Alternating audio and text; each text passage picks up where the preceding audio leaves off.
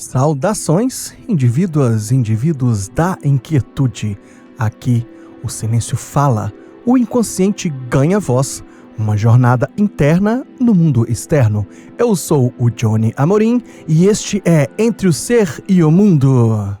Você já sentiu o coração acelerar sem motivo aparente? A respiração curta, o peito apertado, como se o futuro inteiro empurrasse contra você, mesmo quando nada aparentemente estava acontecendo? Esse é o paradoxo da ansiedade. Um sentimento que nos prende ao presente, mas sempre com os olhos fixos no que ainda não chegou. É como viver num estado de alerta contínuo, esperando algo indefinido. Ora temido, ora desejado. Mas uma questão permanece. O que é então essa ansiedade? Como distingui-la do medo, da preocupação e da angústia? E mais ainda, como lidar com ela sem cair no clichê da superação mágica? Talvez a resposta esteja em aprender e reconhecer o morango entre os tigres, a possibilidade de presença mesmo em meio ao caos. Isto posto, agora vamos ao episódio de hoje.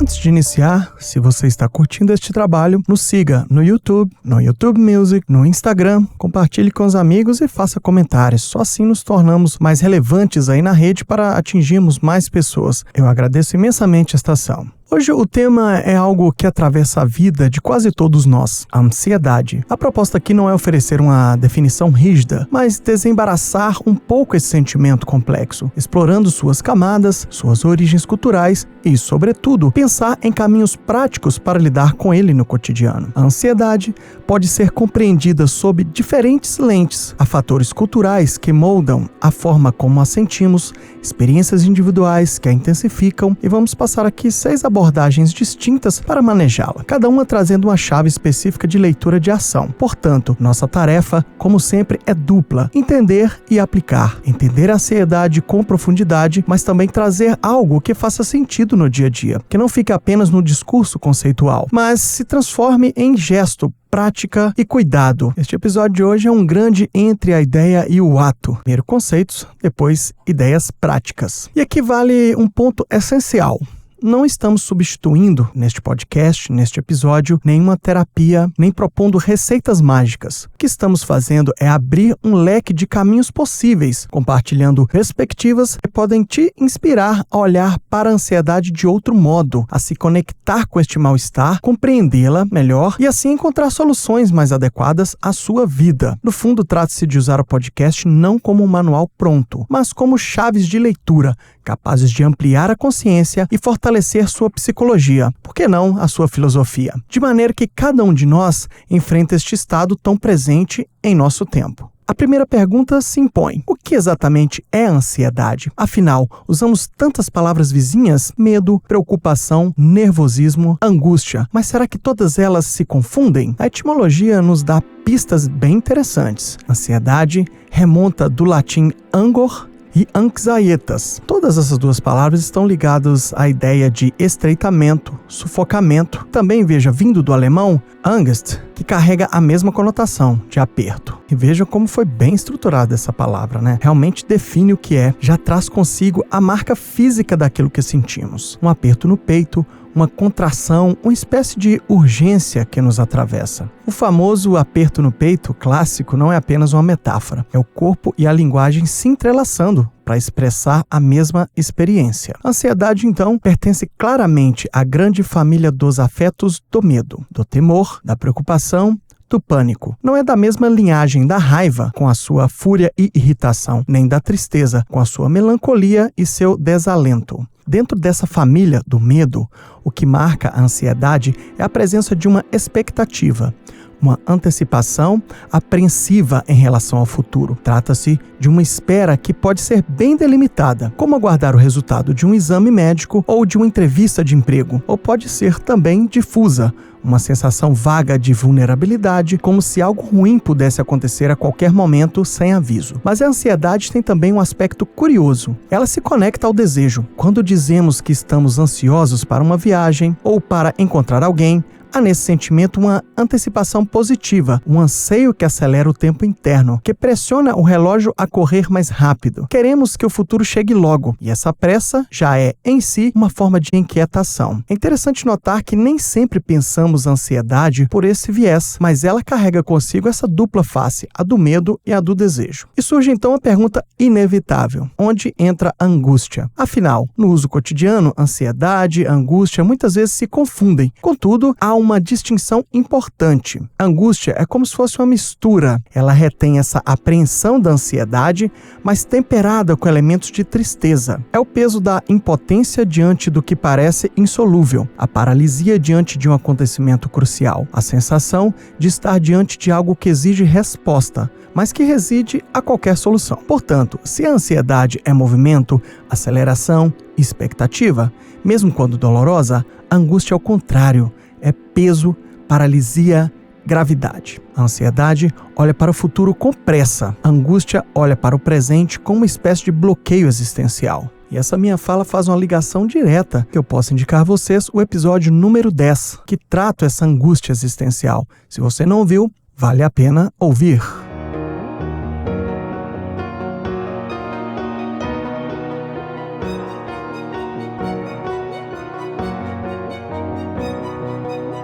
Vamos ao ponto. Hoje eu quero foco em estratégias práticas.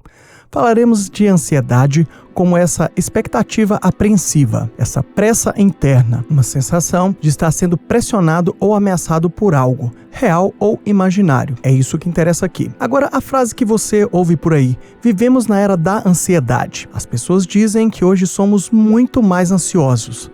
Será? Eu vou ler aqui agora a síntese de um texto do neurologista alemão Wilhelm Herb. Ele falava de competição social e profissional acirrada, inovações tecnológicas constante, exigindo esforço mental para acompanhar, busca por prazer, luxo e status, se espalhando pelas camadas sociais, gerando descontentamento e cobiça, redes de comunicação conectando o mundo e acelerando negócios e viagens, um ritmo que já não respeitava o ciclo do dia, da noite, polarização política e social, vida urbana barulhenta, uma fome por estímulos fortes e até uma arte que buscava chocar pelo grotesco. E abrindo um parênteses aqui, sempre que se fala de grotesco, eu lembro muito daquele vídeo do Pink Floyd, feito em Pompeii, o Live at Pompeii. Para mim, ele remete muito ao estilo de arte grotesco. Se você nunca assistiu, aproveite para olhar com essa lente e curtir o bom e velho Pink Floyd. Fecho meu parênteses e continuemos aqui. O neurologista alemão, então, descreveu muitas coisas, que vocês podem ter falado, mas isso não é novidade alguma. Contudo, há um detalhe instigante. Este texto é de 1893. Veja, ele já descreve uma espécie de epidemia de nervosidade, com traços que soam bem contemporâneos. Você então reconheceu esse cenário, né? Pois é, isso não nasceu com a internet e smartphone. E estamos aqui para desmontar estas certezas ditas.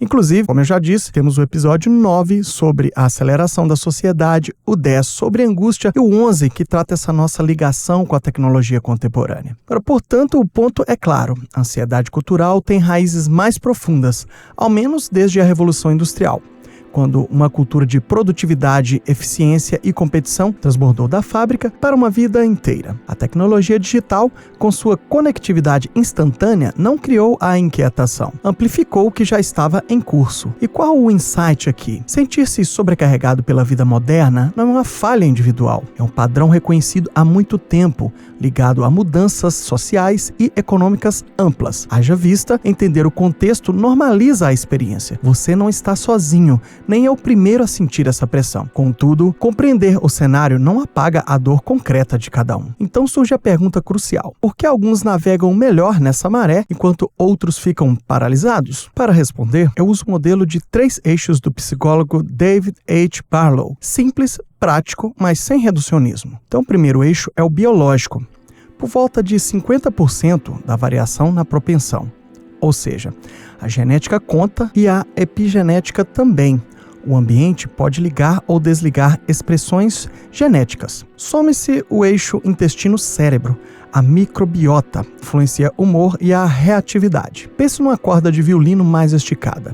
Algumas pessoas nascem mais sensíveis a vibrações do ambiente. Mas atenção, predisposição não é destino. Então esse foi o primeiro eixo, o biológico. Então o segundo eixo é o da aprendizagem psicológica, que tem influência aí por volta de 40%. Se a biologia é o hardware, estamos falando aqui do software. Crenças, regras internas, valores, tolerância à incerteza, hábitos interpretativos, o copo meio vazio e o copo meio cheio, metas que entram em conflito com os próprios valores, e é aqui que a psicoterapia costuma atuar, identificar e reprogramar estes padrões. Então, o segundo eixo foi dessa aprendizagem psicológica. O terceiro é o das circunstâncias, que tem influência aí na nossa ansiedade por cerca de 10%. É a situação de vida atual, né? Com desemprego, crise financeira, relação tóxica, ambiente de trabalho estressante. Vale a nota importante aqui, que esses percentuais são médias didáticas. Em crises agudas, o peso das circunstâncias podem ir para 80%, 90% naquele momento. Depois, a balança volta a refletir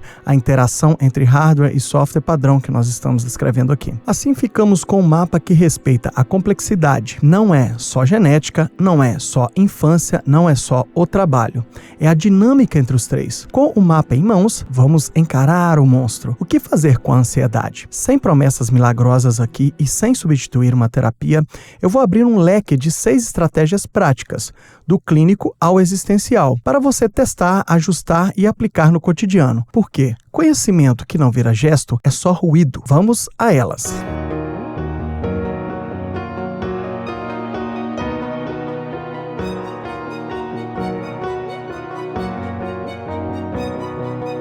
Nas abordagens, então, cada uma serve a propósitos diferentes, para momentos e intensidades distintas de ansiedade. A primeira, talvez, sendo a mais intuitiva, e por isso mesmo, muitas vezes, subestimada: a distração. À primeira vista, pode soar como algo simplório, quase óbvio, mas a questão é: funciona mesmo ou é só para empurrar o problema para frente? A resposta depende do contexto. A distração é particularmente útil diante da ansiedade de intensidade moderada, aquelas preocupações que ficam martelando na cabeça, mas que, objetivamente, não são catastróficas. Pense em situações do tipo: a nota de uma prova que não foi ideal, mas não define o seu futuro. Uma questão de saúde que já está em acompanhamento médico, ou ainda que uma gafe social que pareça gigantesca no momento, mas que com o tempo será esquecida. É nesse tipo de cenário que a distração pode quebrar o ciclo da ruminação. E como explicar isso na prática, né? Existem 2 vias principais: entretenimento e ocupação mental. O entretenimento é o mais óbvio: assistir um filme ou uma série que realmente capture sua atenção, ouvir uma música, sair com os amigos, praticar um hobby que absorva a mente. Já a ocupação mental tem outra natureza: direcionar o foco para uma tarefa concreta. Organizar o armário, limpar a casa, cozinhar algo elaborado, resolver um quebra-cabeça, mergulhar num trabalho que exija concentração. O ponto-chave aqui é a disciplina. A distração não acontece sozinha. Exige um esforço consciente de redirecionar a atenção e engajar de fato na atividade escolhida.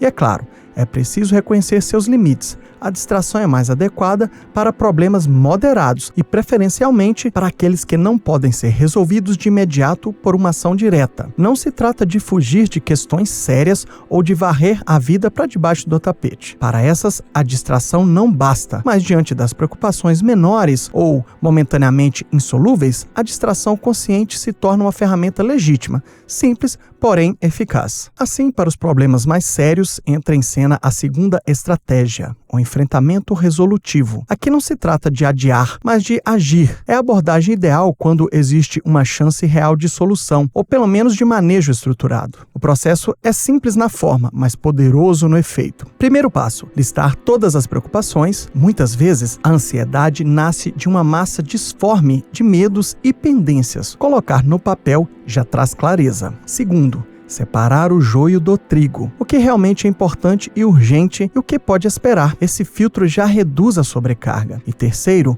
resolver os itens menores e médios. Riscar as coisas da lista libera essa energia mental, gera aquela sensação de alívio. E os grandes problemas que restaram, aí é preciso mais profundidade. O ponto crucial é observar a catastrofização, a tendência de imaginar o pior cenário possível, mesmo quando ele é altamente improvável. Nesses casos, vale perguntar qual é a real probabilidade de isso acontecer e, se acontecer, quais seriam as consequências reais, como eu poderia lidar com ela. Esse exercício traz realismo. Outra técnica é o chamado exercício do pior cenário, dando um aqui de Nietzsche.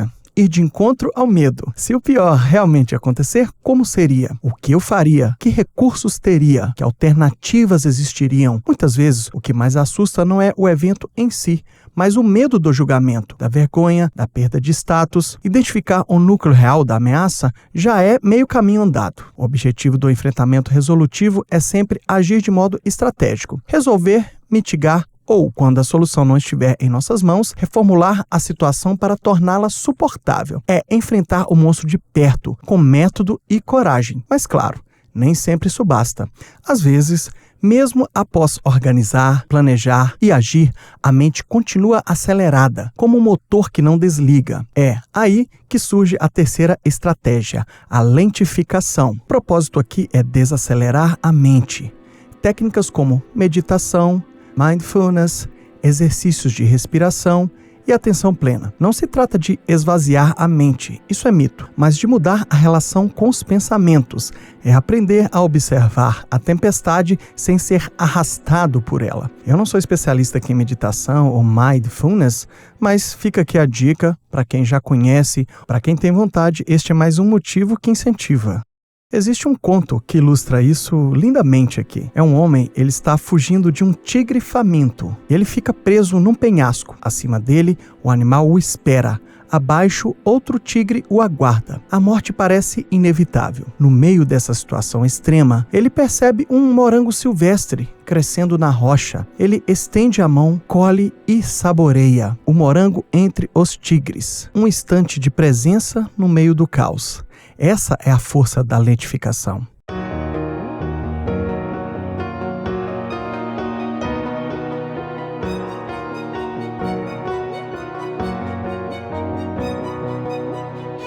Mas quando a ansiedade vem de perdas reais, de sofrimentos inevitáveis, aí chegamos à quarta estratégia, o senso de propósito. Trata-se de reenquadrar a dor dentro de um significado maior. Pode ser religioso, ver a aprovação como parte de um plano divino, pode ser familiar, suportar sacrifícios pelo bem dos filhos, por exemplo. Pode ser pessoal, enfrentar desafios por um projeto ou por valores que valem mais do que o conforto imediato. Quando o sofrimento se conecta a algo maior que nós mesmos, ele ganha contornos de missão. E isso pode transformar a ansiedade em resistência, em calma diante da dificuldade. A quinta estratégia é ainda mais desafiadora, o desapego. É conhecer a nossa pequenez diante do universo, aceitar a impermanência da saúde, dos bens, dos relacionamentos, da própria vida. Não é resignação passiva, é parar de lutar contra o inevitável, direcionando a energia para a adaptação. A pesquisa confirma,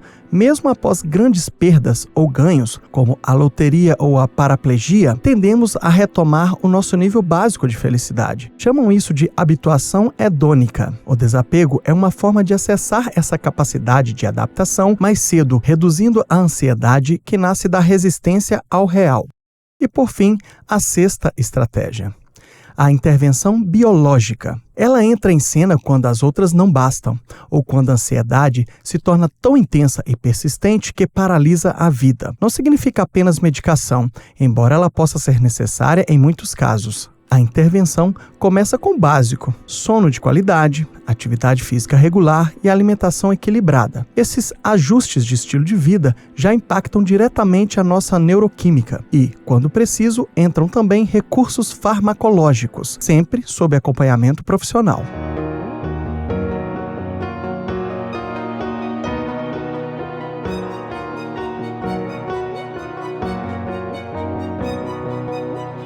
O básico funciona, e hoje sabemos que até mesmo áreas emergentes, como o uso de probióticos para modular o eixo intestino-cérebro, trazem resultados promissores. Mas, em muitos casos, é verdade, a intervenção farmacológica prescrita por um psiquiatra se torna necessária. Sim, estamos falando de medicação. Ansiolíticos e antidepressivos podem ser ferramentas valiosas. E aqui é preciso desmistificar. Remédio não é muleta, não é sinal de fraqueza. Pense na medicação como um regulador de volume. Ela não elimina a ansiedade por completo, mas diminui a ansiedade até um ponto em que a pessoa consegue respirar, pensar com clareza e, sobretudo, aproveitar melhor outras abordagens, como a psicoterapia. Em muitos casos, a medicação é temporária e dá suporte que permite reorganizar padrões psicológicos mais profundos. O objetivo não é que ela seja a única solução, mas que abre espaço para a mudança, para o aprendizado de novas formas de lidar com a ansiedade. Por isso,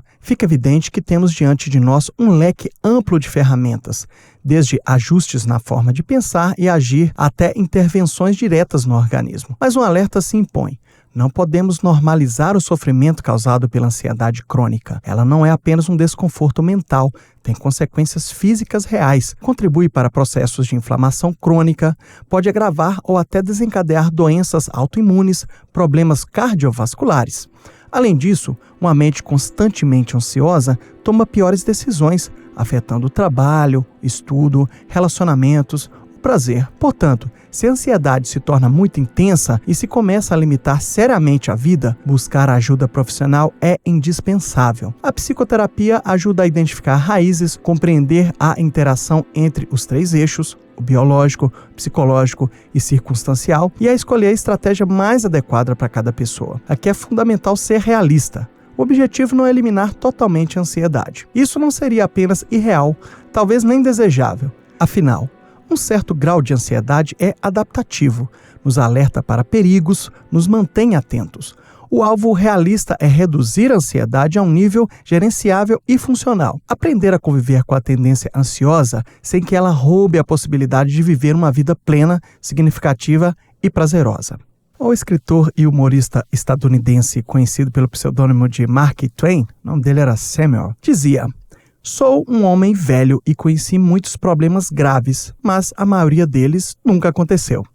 Essa frase é um lembrete poderoso. Grande parte da nossa ansiedade se alimenta de projeções futuras que jamais se concretizaram. Criamos monstros que nunca saem da imaginação.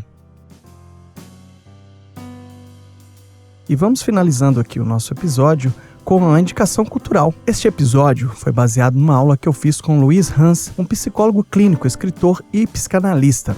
Eu queria indicar uma obra dele, A Equação do Casamento, o que pode ou não ser mudado na sua relação. Então, o livro não tem a ver diretamente aqui com o nosso tema, traz como nossas relações interpessoais, expectativas e mudanças de convivência podem gerar tensões, ansiedade, desgaste emocional e como intervir para tornar essas relações mais saudáveis.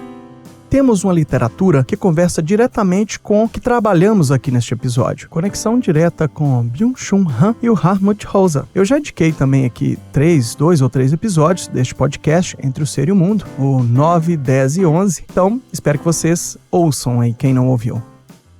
Estou encerrando aí mais um episódio.